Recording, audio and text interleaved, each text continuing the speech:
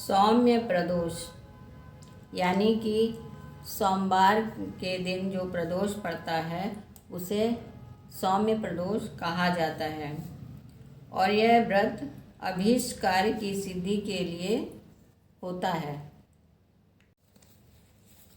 सौम्य प्रदोष में भी शिव जी की पूजा करने के बाद कहानी कही जाती है। सौम्य प्रदोष में प्रातःकाल नित्य क्रिया से निवृत्त होकर आचमन प्राणायाम करें तथा सूर्य को अर्घ्य दें तथा यह संकल्प करें कि आज से मैं अपने मनोवांछित फल की प्राप्ति के लिए सोम प्रदोष को नियमित रूप से शंकर जी का पार्वती सहित पूजन करूंगा। संकल्प करने के बाद गणेश आदि देवताओं का पूजन करते हैं। फिर शिव पार्वती का विधि विधान से पूजन करते हैं तथा ओम उमा सहिताय शिवाय नमः इस मंत्र का 108 बार जप करते हैं। जप करने के बाद शंकर जी की स्तुति करते हैं। इस व्रत को जो कोई भी करता है भगवान शंकर की कृपा से उसके समस्त कार्य सिद्ध होते हैं। रोगी का रोग दूर हो जाता है, निर्धन को धन मिलता है, विद्यार्थी को विद्या, संतान चाहने वाले को संतान का लाभ होता है। यदि कोई राजा इस व्रत को करता है तो उसके राज्य में प्रजा सभी प्रकार से सुखी रहती है तथा महामारी अकाल आदि का भय नहीं रहता।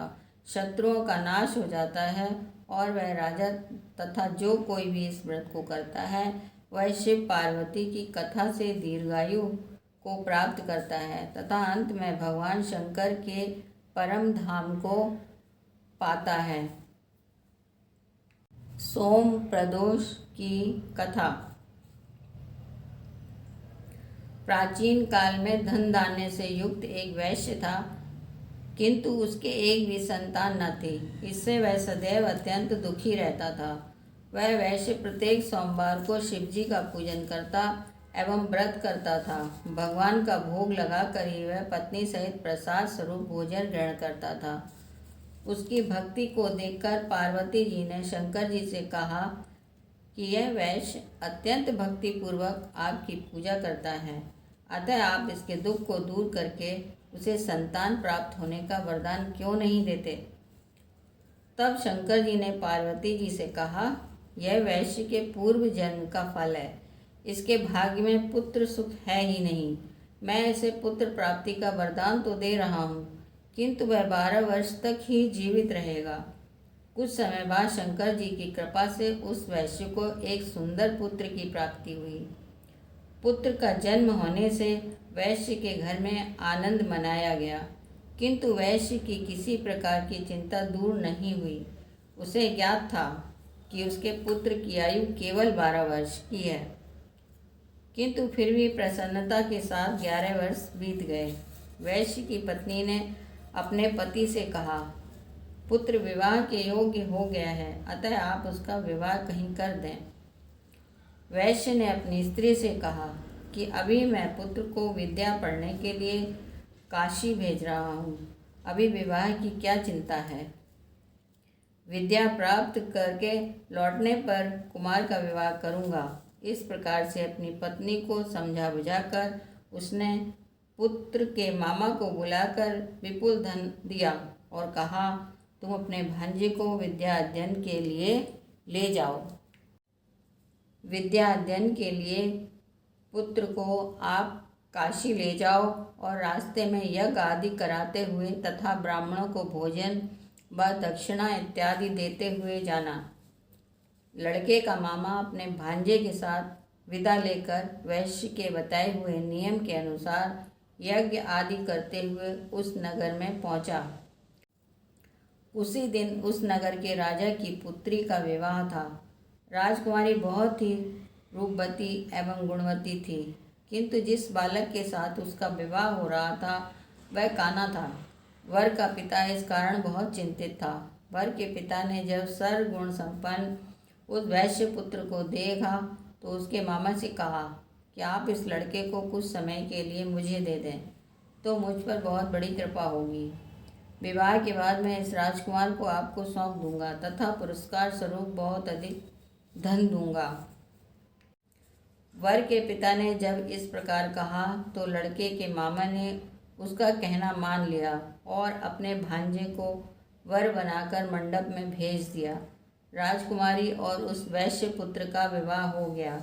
सिंदूर दान के बाद जब वैश्य पुत्र लौटने लगा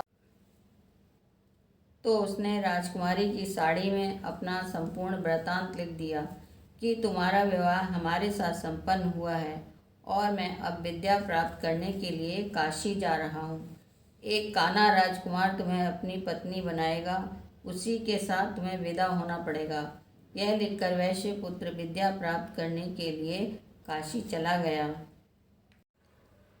जब राजकुमारी की विदाई होने लगी तो उसने अपनी साड़ी पर लिखे हुए शब्दों को देखकर उसे पढ़ा और उस राजकुमार के साथ विदा होने से इनकार कर दिया और कहा, यह मेरा पति नहीं है, मैं इसके साथ नहीं जाऊंगी। मेरा पति वैश्य कुमार है जो विद्या प्राप्त करने के लिए काशी गया हुआ है। कन्या के माता पिता वर पक्ष की ओर से हुए छल को देखकर अत्यंत दुखी हुए और राजकुमारी को विदा नहीं किया। उधर वैश्य कुमार काशी पहुंचकर विद्या अध्ययन करने लगा तथा उसके मामा ने यज्ञ करना शुरू कर दिया।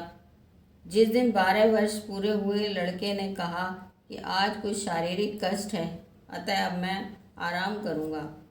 ऐसा कहकर लड़का अपने बिस्तर पर जाकर लेट गया और मर गया।